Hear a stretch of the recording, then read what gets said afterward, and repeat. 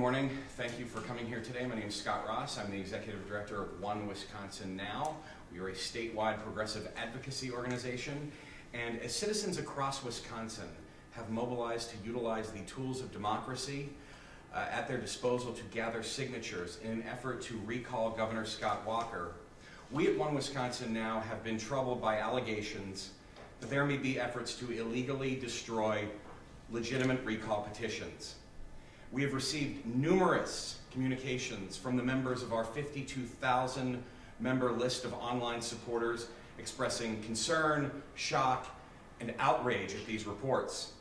And to this end, in response to reports of alleged plans to illegally destroy recall petitions, One Wisconsin Now is announcing the establishment of a $10,000 reward fund for information that leads to the arrest and conviction of any individual guilty of fraudulently destroying or defacing recall petitions from today until the end of the recall gathering process on January 15th, 2012.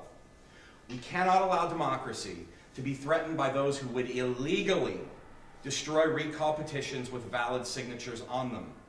We intend to keep the public informed about its rights during the signature gathering process and alert those who would engage in illegal conduct that they do so at their own peril. The fraudulent destruction or defacement of a recall petition is in violation of Wisconsin Statutes 12.13 Parent 3, Parent A, and as the Government Accountability Board has reiterated, this is a Class I felony. It's punishable by $10,000 fine and 3.5 years in prison. Now, we have outlined the parameters of this $10,000 reward fund, which include requirements that any new reports of illegal recall petition destruction be provided to One Wisconsin Now as an affidavit that we will provide to the appropriate district attorney in the jurisdiction in which the offense occurred. The period of the reward fund will be for conduct between today, November 22nd, 2011, and January 14th, 2012. Also, we have taken steps just this morning and have provided the District Attorney of Dane County with a letter requesting investigation related to a Facebook page titled Operation Burn Notice, which, although anonymous, boasts of recall signature destruction. I have a copy of a letter that we sent to District Attorney of Dane County here with me if you need copies of that. Finally, in addition to the $10,000 reward fund, One Wisconsin Now is providing information to ensure those who wish to sign and or circulate recall petitions know their rights. The memo, which you can see to my left, details the rules about signature gathering and signing eligibility. And I'd be happy to go through the contents of it if you wish me to do so. This information will help combat scurrilous myths being disseminated about who is eligible to sign and circulate recall petitions. We'll continue to monitor everything on all of these fronts so that we assure people's rights are protected. And at this point, I'm happy to answer any questions that you might have. Yes, Bill? So, based on the context that you've had so far, how many instances can you document in which a petition has been defaced or destroyed? Well, we have seen incidents in the news, certainly the incident that happened out on Midvale Boulevard. We have seen with our, yes, that's one. We've seen numerous postings on Facebook, Operation Burn Notice, other information that was brought up by the website Politiscoop. The important thing is that we need to make sure that people know that this is against the law. And we're willing to invest our own money in order to make sure that the law is upheld. And if this provides an incentive towards people being even more vigilant about protecting their rights, then so be it. But there is only one instance that you can identify where you know that it has occurred, allegedly.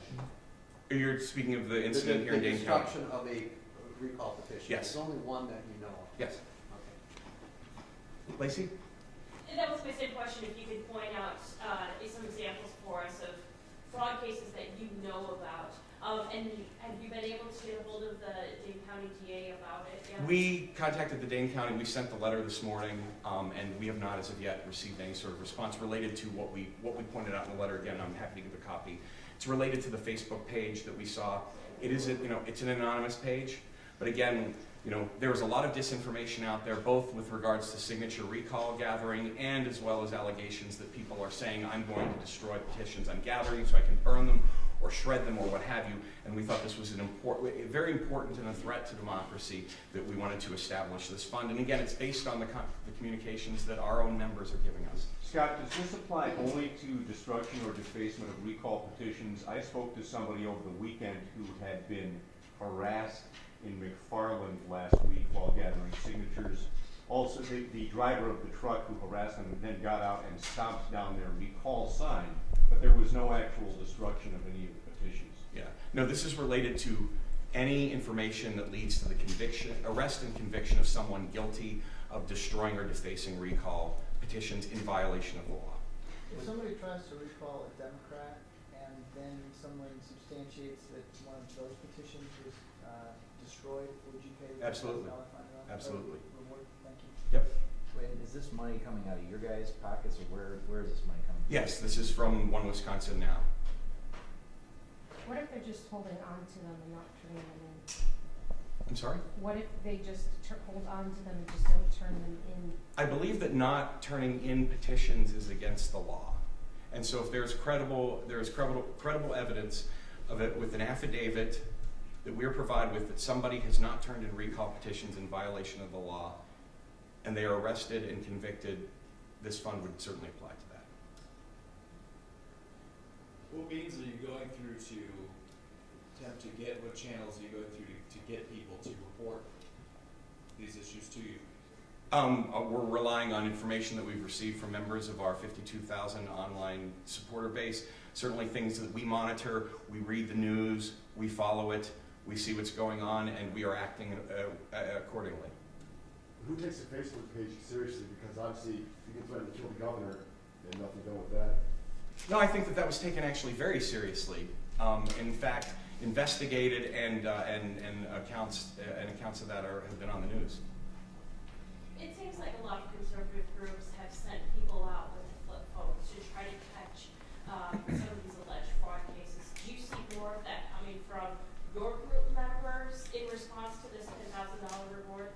Well, we certainly hope that people are being vigilant about ensuring that the rights of, you know, wherever you're at on the political spectrum, conservative, moderate, liberal, you know, the exercise of democracy is the basis to which, you know, the legitimacy of government exists. And we do hope that people will be vigilant about protecting their rights, documenting incidents where there may be malfeasance with regards to the destruction of recall petitions, and certainly pass that information along to us. Because it seems as of right now, we've heard more reported cases of investigations into fraud based on you know, some of the people handing out the petitions and some of the people signing versus the pro-Walker group. I'm not sure exactly how to answer that particular question. It just seems like there have been more cases brought up on the other side than on, or on your side than the other side. In terms of that there are instances of pro-recall people committing. I'm not necessarily aware of substantiated cases of that. I have seen certainly a lot of right-wing media and right-wing, you know, interest groups that are trying to push a particular agenda to try and again muck up the system. It happens with allegations of voter impropriety all the time. Scott, just to clarify, in addition to contacting you, should people who have these suspicions or allegations also be contacting local law enforcement, local prosecutors? We would never tell somebody not to contact law enforcement if they think wrongdoing has occurred. We simply are saying we are offering a reward fund that totals $10,000, that if people provide us with affidavits that we provide to law enforcement that results in the arrest and conviction, we are willing to make a contribution out of that reward fund in order to further this situation. But again, no. If people see wrongdoing, they should contact law enforcement. Are you worried that there's going to be enough of an effort to subvert the petition circulating process that they may not get the signatures they need to follow up with? I think that's for people to make their own determinations on. There is a lot of disinformation. I mean, the reason we put this memo together, I've seen Facebook posts that say, things on Twitter that say, oh, you have to prove that you voted in November 2010 in order to sign or circulate recall petitions. Completely, utterly, 100% false. And so we hope that people will use this, and this will be available on our website at One Wisconsin Now, that they will use this as a guide to know what the rules and the laws are related to the acquisition and their participation, if they choose to do so, in signing recall petitions or circulating recall petitions or doing both. Just to clarify, Scott, you're not going to be sending people out with mobile phones to document these things. You're just asking the people that are out there right now. Yes. Yes. Now, again, if we see it, if we're out and we see it, we're gonna document it for sure. Absolutely. Sorry.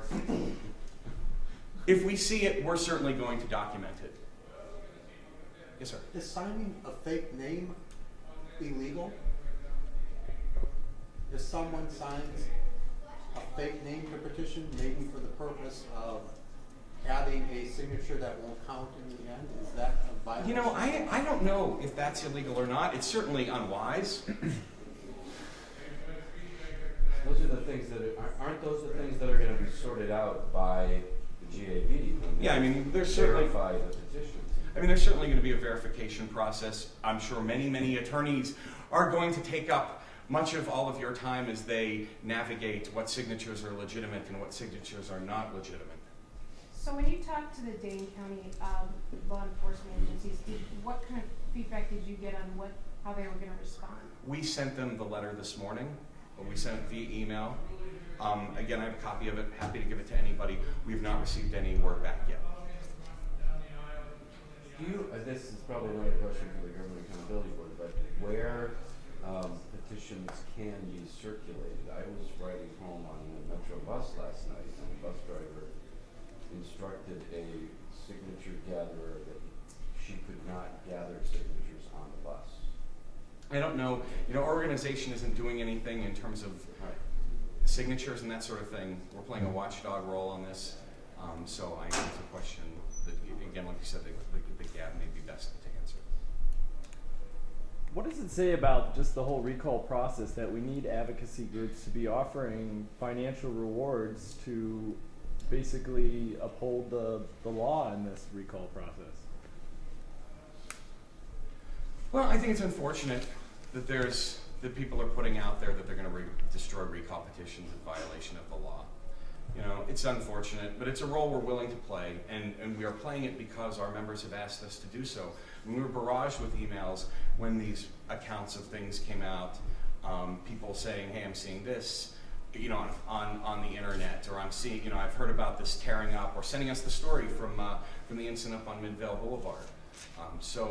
It's unfortunate, but again, we hope that getting out the information that we're watching, that destroying recall petition signatures is a felony, and that there are rights and rules as a circulator and signer that you have, so that people who want to participate and who choose to participate have that opportunity to do so without disinformation, such as